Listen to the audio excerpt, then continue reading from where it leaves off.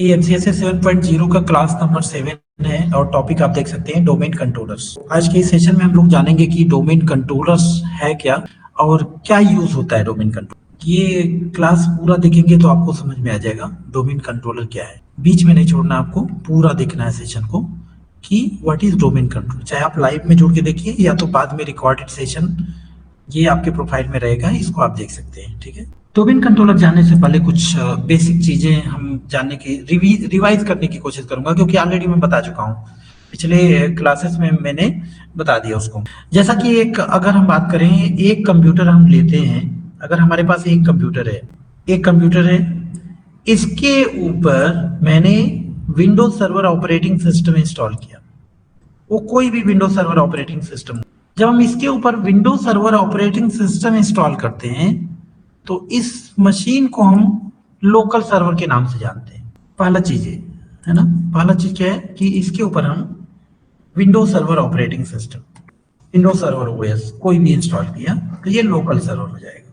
ठीक है, उसके बाद क्या होगा, इस लोकल सर्वर के ऊपर अगर हम सेंट्रलाइज डेटाबेस, मतलब एक सर्विसेज होता है सेंट्रलाइज डेटाबेस सर्विसेज, जिसको हम एक्टिव डायरेक्टरी बोलते हैं। मतलब इस लोकल सर्वर के ऊपर अगर हम एक्टिव डायरेक्टरी डोमेन सर्विसेज को इंस्टॉल कर देंगे, ठीक है, तो इसको हम डोमेन कंट्रोलर कहते हैं। मतलब पहला तो ये समझना कि एक सर्वर है, एक मशीन है, उसके ऊपर हमने विंडोज सर्वर 2012 हो गया, विंडोज सर्वर 2016 हो गया, विंडोज सर्वर 2019 हो गया, Windows server 2022, any Windows server 2008 हो गया, कोई भी सर्वर ऑपरेटिंग सिस्टम इंस्टॉल किया, उसके बाद इस मशीन को हम क्या बोलते हैं, लोकल सर्वर। और उसके ऊपर हम क्या इंस्टॉल कर सकते हैं, active directory domain services. Active directory domain services केवल हम विंडोज सर्वर ऑपरेटिंग सिस्टम के ऊपर इंस्टॉल कर सकते हैं। ठीक है, जब हम एक्टिव डायरेक्टरी डोमेन सर्विसेज इसके ऊपर इंस्टॉल करते हैं तो इस मशीन को हम डोमेन कंट्रोलर के नाम से जानते हैं। अब क्वेश्चन आता है, what is use of domain controller. Use of domain controller, what is domain controller, ये तो समझ में आ गया आपको। अब यूज ऑफ डोमेन कंट्रोलर यहाँ, राइट, तो ये सभी हमारे डोमेन कंट्रोलर के यूज हैं। अब हम एक एक करके बात करते हैं। अगर हम बात करेंगे, सबसे पहला यहाँ पॉइंट है, अगर ध्यान से देखेंगे तो ये पूरा कॉन्सेप्ट आपको समझ में आ जाएगा, और ये कॉन्सेप्ट समझ में आ गया तो आगे सारी कहानी इजी हो जाएगी आपके लिए। सबसे पहले हमने एक हमारे ऑर्गेनाइजेशन में कई सारे कंप्यूटर्स हैं, अलग अलग मशीन्स हैं, कोई लैपटॉप है, कोई पीसी है ना, मोबाइल है, अलग अलग मशीन्स हैं। अब मैं चाहता हूं इन सभी की कंट्रोलिंग कहीं एक जगह से हो, है ना, कि हमें यहाँ पे आके अलग अलग परमिशन ना देना पड़े, जो भी यूजर लॉगिन करे उनका परमिशन ऑलरेडी रहे। तो उसके लिए हमें एक सेंट्रलाइज परमिशन की आवश्यकता होगी। ये सेंट्रलाइज परमिशन हम कहाँ से करेंगे, तो वो सेंट्रलाइज परमिशन कौन देता है, डोमेन कंट्रोलर। अब हमारे पास क्या होना चाहिए, एक डोमेन कंट्रोलर रहेगा यहाँ पर। जब ये डोमेन कंट्रोलर हम बनाते हैं तो यहाँ पर एक सेंट्रलाइज डेटाबेस, डोमेन कंट्रोलर कब बनाएंगे, जब इसके अंदर हम एक्टिव डायरेक्टरी इंस्टॉल करेंगे। जब हम इसके अंदर एक्टिव डायरेक्टरी इंस्टॉल करते हैं, एक सेंट्रलाइज डेटाबेस यहाँ पर क्रिएट हो जाता है, एक सेंट्रलाइज डेटाबेस यहाँ पर क्रिएट हो जाता है, जिसके अंदर हम यूजर्स, ग्रुप और ये सारी ऑब्जेक्ट या कंटेनर्स हम क्रिएट करते हैं। ठीक है, अब यहां से जो भी ये नेटवर्क में है, ये सभी एक नेटवर्क में है, अगर ये सभी एक नेटवर्क में है तो जो भी यूजर यहाँ पे है, अब ये डोमेन कंट्रोलर क्या करेगा, जितने भी यूजर्स बने हुए हैं इस डेटाबेस में, यहाँ पे बना हुआ है यूजर 1, ऐसे मैंने बना दिया, यहाँ पे जितने भी यूजर्स बने हैं या कंप्यूटर्स हैं, इन सभी की कंट्रोलिंग कौन करेगा, डोमेन कंट्रोलर के द्वारा।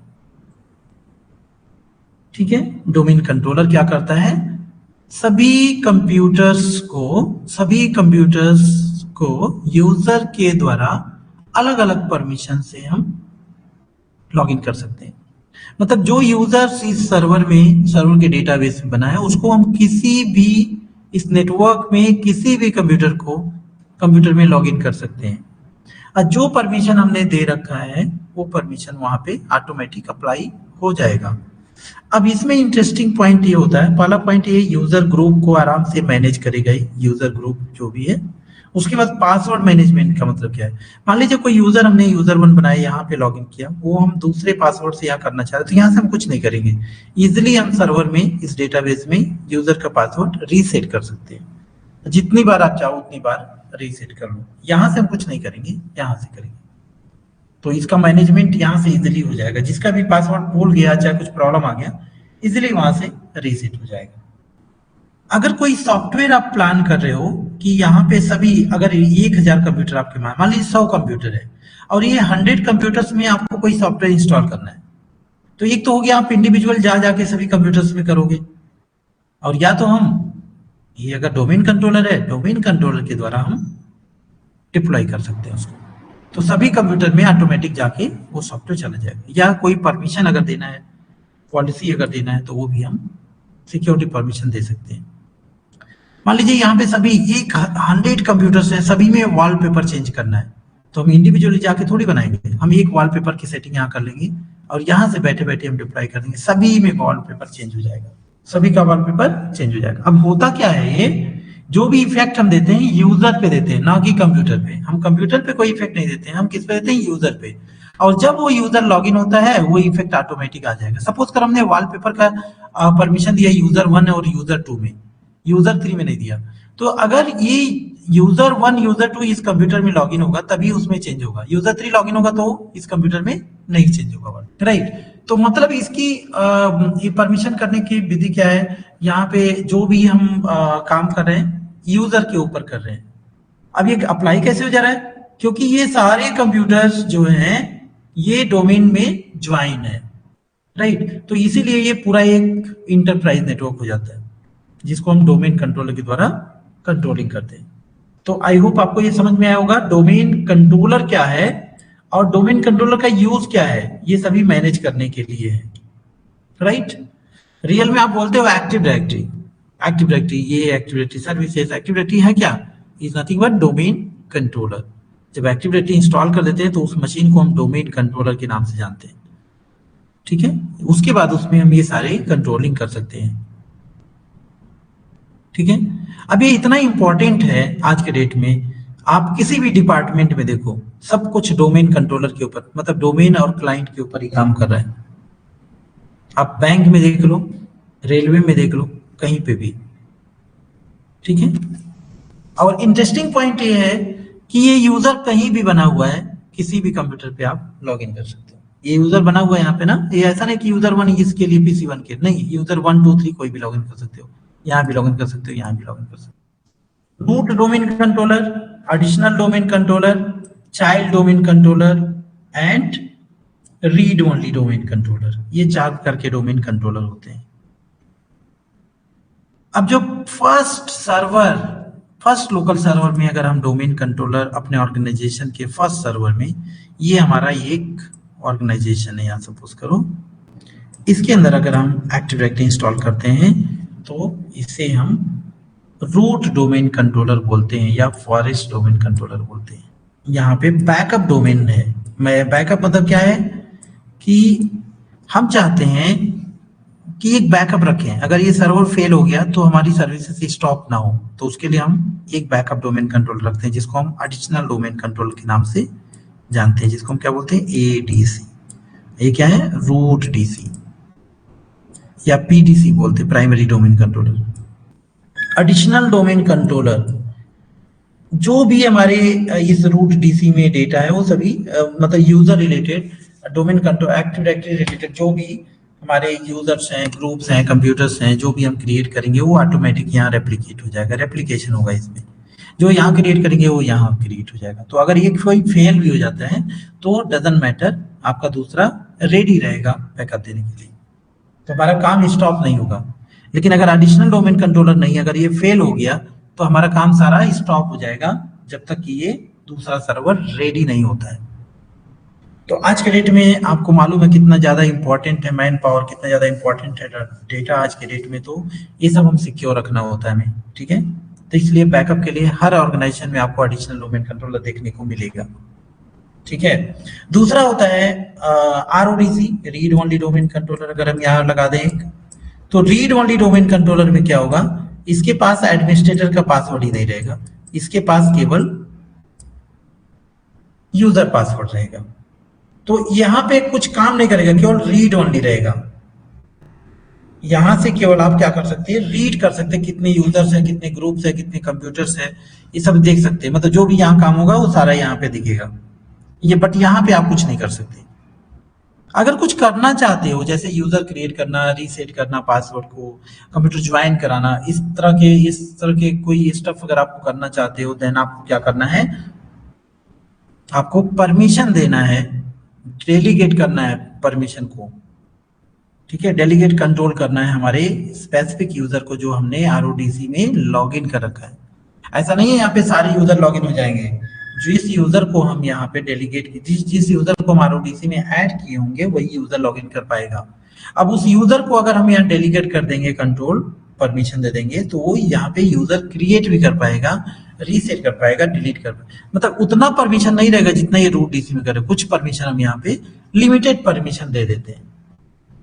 तो RODC हम स्पेशली ब्रांच ऑफिस पे रखते हैं जहाँ पे मैन पावर की कमी होती है, कोई एक्सपर्ट पर्सन नहीं रहता है। क्योंकि अगर एडिशनल डोमेन कंट्रोलर में हम दे देंगे वहां पे, तो क्या होगा, यहाँ पे एडमिनिस्ट्रेटर का लॉगिन है, और इस केस में क्या होगा, जो भी यहाँ लॉगिन कर रहा है वो यहाँ पे लॉगिन, मतलब यहाँ से कुछ भी गड़बड़ भी कर सकते हैं। जो यहाँ काम कर रहे हो यहाँ हो रहा है, जो यहाँ कर रहे हो वहाँ हो रहा है। तो यहाँ से पता चला किसी ने यूजर ही डिलीट कर दिया, तो ऑटोमेटिक यहाँ भी डिलीट हो जाएगा।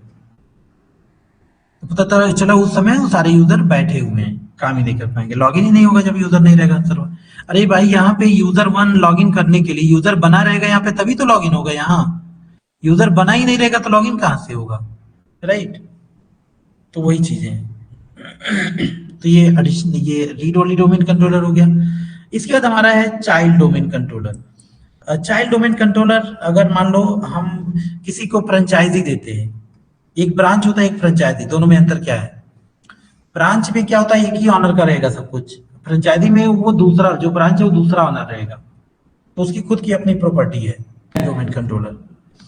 यहाँ पे इसका खुद का अपना डेटाबेस रहेगा, यहाँ से रेप्लिकेट नहीं होगा, जो यहाँ से यहाँ हो रहा था यहाँ से यहाँ रेप्लिकेशन नहीं होगा। बट इसके रोल्स रहेंगे, यहाँ का यूजर यहाँ पे लॉगिन कर पाएगा, कैसे, ट्रस्ट रिलेशनशिप बनाकर। तो what is domain trust relationship, उसके बारे में हम लोग पढ़ेंगे आगे। तो डोमेन कंट्रोलर यही है। डोमेन कंट्रोलर का एक शॉर्ट लेक्चर मुझे देना था आपको। आप लोग लाइव अगर कोशिश किया करिए, लाइव जुड़ा करिए, कोई क्वेश्चन है तो क्वेश्चन कर सकते हैं, हैंड रेस कर सकते हो। ये CDC नहीं last local administrator password solution, हाँ लास्ट क्लास बोल रहे हैं, last LAPS last local administrator password solution, जो एडमिन डोमेन में डालने के बाद जो लोकली जो एडमिनिस्ट्रेटर का पासवर्ड जो बैकअप रहता है डोमेन में, बाद में अगर हमको डोमेन में हटाना चाहते हैं, डिसीजन करते हैं, तो ये एडमिनिस्ट्रेटर का पासवर्ड जो एडमिन से लेकर ही डिसीजन करते हैं, क्योंकि हमको तो याद नहीं रहता है ना कि एडमिनिस्ट्रेटर पासवर्ड क्या रखे थे, क्या कौन सा यूजर का क्या था। तो वो जो पासवर्ड जो भी मेंटेन करता है सर्वर में, जो बोलते हैं last local administrator password solution, तो ये डोमेन कंट्रोलर में कॉन्फ़िगर होता है या डोमेन कंट्रोलर में ही होता है। एक्चुअली होता क्या है, वो किसका पासवर्ड रहता है, लॉस रहता है, जो किसका है, लोकल एडमिनिस्ट्रेटर है ना, local administrator password solution last. Password कौन करता है, पासवर्ड मैनेज कौन करता है, सिक्योरिटी अकाउंट मैनेजर होता है हमारे सर्वर में, सैम जिसे बोलते हैं, ठीक है जी, सैम होता है, SAM, ठीक है। तो जब हम किसी लोकल सर्वर में क्या करते हैं, एक्टिव डायरेक्टरी इंस्टॉल करते हैं, उसके बाद आप जाके देखोगे लोकल एडमिनिस्ट्रेटर आपका नहीं मिलेगा, हाइड हो जाएगा, उसका पासवर्ड हाइड हो जाएगा, ठीक है। वो कौन मैनेज करता है, वो सिक्योरिटी अकाउंट मैनेजर करता है, ये चीज रहता है, ठीक है। तो जब भी फिर एक्टिव डायरेक्टरी अनइंस्टॉल कर दो, फिर से आपका लोकल एडमिनिस्ट्रेटर आ जाएगा, आपको वो ऑप्शन ही नहीं अपीयर होगा उससे, ठीक है। तो जितने पासवर्ड, मतलब जो भी ऑथेंटिकेशन होता है, अभी मान लो यहाँ पे क्या हो रहा है, ये यूजर है, यहाँ पे यूजर 1 है, हम यूजर 1 यहाँ जब लॉगिन करने जाते हैं, कंट्रोल और डिलीट करके यूजर 1 और उसका पासवर्ड डालते हैं, तो ये क्या करता है, ये भेजता है एक्नॉलेजमेंट, और ये सर्वर में चेक करता है, चेक करता है कि ये यूजर और पासवर्ड जो है ये सही है कि नहीं है। तो उसको हम क्या बोलते हैं, उस प्रोसेस को क्या बोलते हैं, ऑथेंटिकेशन बोलते हैं, राइट ना। राइट। और ये करवाता कौन है, प्रोसेस कौन करवाता है, केरबरोस प्रोटोकॉल होता है। प्रोटोकॉल का नाम क्या है, केरबरोस प्रोटोकॉल, ठीक है। तो आपका जो क्वेश्चन है उसका मैनेजमेंट कौन करता है, तो उसका आपका आंसर क्या है, सैम करता है, ठीक है, जो हमारे सर्वर के अंदर रहता है, हमेशा रहेगा, ठीक है। और कोई डाउट है आपका, बताइए। और एक चीज सर, कल जो आपने डोमेन डिजाइन किए थे, जो स्विच यूजर करके ./admin करके जो हमने किए थे, हाँ हाँ हाँ, ये मेरा ऑर्गेनाइजेशन में एक प्रॉब्लम फेस किया था। हाँ। तो एक ऑर्गेनाइजेशन मेरा अंडर है एक यूजर है, ठीक है। तो मुझे पता नहीं था एक यूजर का क्या है एडमिनिस्ट्रेटर पासवर्ड में क्या पासवर्ड सेट किया था। अच्छा, लोकल एडमिन के पास, लोकल एडमिन के, क्योंकि लोकल एडमिनिस्ट्रेटर एनाबल करके ही हम डोमेन में डालते हैं। हाँ हाँ, डोमेन डालने के बाद अदर यूजर का ऑप्शन आता है, जो भी ये लोकल आ जाता है। तो मैंने जब डोमेन डिजाइन किया तो ये पासवर्ड मांगा, जो कोई भी हम सेट करते हैं, जो भी चेंजेस करते हैं, पासवर्ड मांगेगा, कुछ मांगेगा, मांगा। तो मैंने ./admin एडमिनिस्ट्रेटर हमका जो पॉलिसी है ./administrator, वो पासवर्ड याद नहीं था। तो उस टाइम हम कैसे डिजाइन करें डोमेन को। पहली बात तो अगर आपका क्या है, विंडोज 7 है, विंडोज 8 है, 11 विंडोज 11 लेटेस्ट विंडोज 11 है, तो वहां पे क्या एडमिन रहता है, एडमिनिस्ट्रेटर रहता है, एडमिनिस्ट्रेटर है, ठीक है।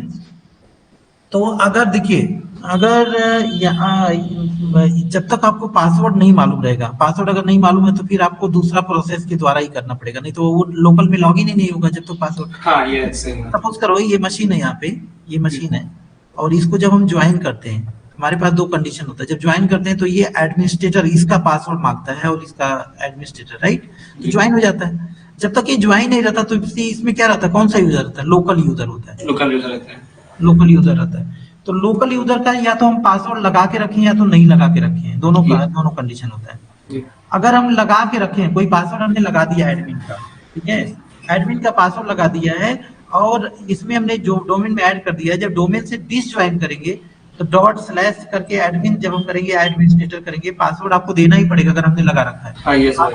पासवर्ड अगर नहीं मालूम है तो वही प्रोसीजर करना पड़ेगा जो एक नॉर्मल लैपटॉप का पासवर्ड आप भूल जाते हो एडमिन का, तो क्या करते हैं बताइए। ये तो हम बूटेबल पेन ड्राइव से पासवर्ड रीसेट करते हैं, वही काम करना पड़ेगा यहाँ। ये सर्वर से इसका एडमिनिस्ट्रेटर पासवर्ड कुछ हो सकता है क्या, क्योंकि ये प्रॉब्लम मैंने इशू किया था। सर्वर से हो सकता है, ये क्रिटिकल कंडीशन में है, ठीक है, चलो हम देखेंगे उसके लिए, ठीक है।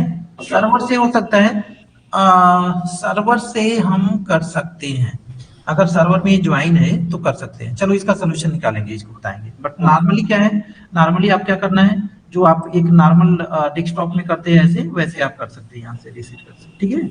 ठीक है। और सर्वर में हम कहाँ से कर सकते हैं कि जब हम इसको ज्वाइन करते हैं तो एक कंप्यूटर होता है, कल मैंने कल के सेशन में दिखाया था, कंप्यूटर लिस्ट में आ जाते हैं सारे यूजर, सही ना, वहां से हम कुछ करने की कोशिश कर सकते हैं, ठीक है, वहां से। क्योंकि ये सब हमारे सर्वर टीम को हम मेल करते हैं, उधर से हमको पासवर्ड प्रोवाइड करते हैं, वो पासवर्ड से हम एडमिनिस्ट्रेटर लॉगिन करते हैं। तो ये तो मेरा तो रोल नहीं है सर्वर में काम करना, मैं अभी तो ट्रेनिंग ले रहा हूँ। अच्छा, इसका पासवर्ड देते हैं कि वो दूसरा एडमिनिस्ट्रेटर है? नहीं, हाँ, खुद का यूजर का ही एडमिनिस्ट्रेटर पासवर्ड रहता है, क्योंकि इसका जो मैनेजमेंट रहता है LAPS local administrator password solution, जो डोमेन में डालने के बाद ऑटोमेटिक 3 एप्लीकेशन ये यूजर के अंदर पुश होते हैं ऑटोमेटिक। हमारा जो होता है टिकटिंग टूल का software agent, mass agent and होता है लाप्स, ये तीनों आता है। ये जो लाप्स आता है, जो पासवर्ड सॉल्यूशन, ये सर्वर थ्रू से ही एंट्री होता है। जब भी एडमिनिस्ट्रेटर का पासवर्ड चाहिए, हम है लोकली एडमिन है हम, तो हम खुद यूजर नेम से, जो होस्ट नेम से हम पासवर्ड खुद सकते हैं, खुद के नाम कर सकते हैं। ऑथराइज्ड लाप्स में अगर पासवर्ड रिफ्लेक्ट नहीं करा कोई प्रॉब्लम है हमारे साइड में, उस टाइम हम सर्वर टीम को मेल करते हैं, सर्वर टीम हमको पासवर्ड प्रोवाइड करता है, वो पासवर्ड से हम लॉगिन करते हैं। हाँ, तो करेंगे, कोशिश कर लेंगे हम, ठीक है। वो चीजें हम करके, जब हम यूजर ग्रुप जब बता रहे होंगे तो आपको दिखाएंगे वो चीजें, ठीक है, कि वहां पे क्या क्या हम कर सकते हैं, वो कंप्यूटर से हम क्या क्या कर सकते हैं और यूजर्स में हम क्या क्या कर सकते हैं, वो चीजें, ठीक है। ओके। ये कॉन्सेप्ट, इसमें कोई डाउट है आपको? Root DC, ADC, CDC, RODC? जैसे सीडीसी का एक बार बोल दीजिए। सीडीसी बस ये समझो आप कि सीडीसी जो है, आप ये चीज समझो, दोनों में अंतर क्या, फ्रेंचाइजी और ब्रांच ऑफिस में क्या अंतर होता है? पंचायत और ब्रांच ऑफिस, हाँ, ब्रांच ऑफिस खुद का ही एडमिन रहता है, पंचायत का हाँ, भी। यस यस, तो वही है। ये ब्रांचेस हैं, ये दोनों ब्रांचेस हैं इनके, मतलब एक ही ऑनर है। ये ऑनर के एम्प्लॉय यहाँ हो सकते हैं, यहाँ हो सकते हैं, कहीं भी शिफ्ट करते हैं, यही सैलरी दे रहा है, सब कुछ इनकी प्रॉपर्टी अपनी खुद की है। और ये हमने फ्रेंचाइजी दे रखा है, इसका ऑनर दूसरा रहेगा, केवल हमारा ब्रांड ले रखा है। समझ में आया कि नहीं? Okay okay. तो सेम लाइक यहाँ पे है, इसका खुद का अपना डेटाबेस रहेगा, खुद का अपना डीएनएस रहेगा, बट इसका डोमेन ले रखा है। और अगर हम देखेंगे आगे चल के, हम जानने की कोशिश करेंगे, इसमें इसके flexible single master operation role होते हैं, एफएसएमओ रोल जिसे बोलते हैं। 5 रोल होते हैं, schema master, domain naming master, RID, PDC and infrastructure. ठीक है, तो उसमें से जो 3 रोल होते हैं जिसको हम डोमेन लेवल रोल बोलते हैं, वो यहाँ पे रहेगा, इसके पास अपना खुद का रहेगा। अब बाकी इसके पास 5 रोल रहेगा। तो चाइल्ड डोमेन कंट्रोलर क्या है? इसका अपना खुद का अथॉरिटी है, लेकिन ये अंडर में काम कर रहा है किसके? रूट डीसी के। जो भी परमिशन, जो भी हम यूजर या क्रिएट कर रहे हैं, यहाँ पे रेप्लिकेशन यहाँ से यहाँ होगा, यहाँ से यहाँ होगा, यहाँ से रेप्लिकेशन यहाँ नहीं होगा, क्योंकि इसका खुद का अपना डेटाबेस है। जो यूजर यहाँ बनाएंगे वो यहाँ भी नहीं, भाई इनको नहीं मालूम रहेगा। जो यहाँ बनाएंगे सीडीसी को नहीं मालूम रहेगा। ठीक है, बस क्या है, क्या इसमें सिमिलरिटी है? यूजर लॉगिन कर सकता है, जो यूजर यहाँ पे बना हुआ है रूट डीसी में या एडीसी में, वो यूजर सीडीसी में लॉगिन कर सकता है। क्यों? क्योंकि इनके बीच में एक ट्रस्ट होता है जिसको हम पेरेंट चाइल्ड ट्रस्ट बोलते हैं। ठीक है, पेरेंट चाइल्ड ट्रस्ट बोलते हैं, इसके द्वारा ही लॉगिन कर सकते हैं। यहाँ का जो यूजर है वो यहाँ भी लॉगिन कर सकता है। ठीक है, इसके द्वारा। तो नॉर्मली आप देखोगे कि अगर डोमेन हमारा, सपोज करिए इधर ये रूट डीसी का डोमेन है, हमने दे रखा है icnt.com, दे रखा है icnt.com। तो ये डीसी का या आरओडीसी का भी यही रहेगा, icnt.com का भी यही रहेगा, icnt.com। बट यहाँ पे जब आएंगे तो इसका एक सब डोमेन रहेगा। ये क्या रहेगा? सपोज करो ये दिल्ली में, तो delhi.icnt। बाकी हम कॉन्फ़िगर करके देखेंगे आने वाले टॉपिक में, आने वाली क्लासेस में हम इसको प्रैक्टिकली एक एक करके देखेंगे, तो सारा डाउट क्लियर। तो डोमेन कंट्रोलर में बस इतना ही। डोमेन कंट्रोलर क्या है इसको आप देखिए, और नेक्स्ट सेशन में हम लोग देखेंगे, नेक्स्ट सेशन में एडिशनल डोमेन कंट्रोलर को हम इंस्टॉल करेंगे, उसके बारे में जानने की कोशिश करेंगे और कॉन्फ़िगर करके देखेंगे।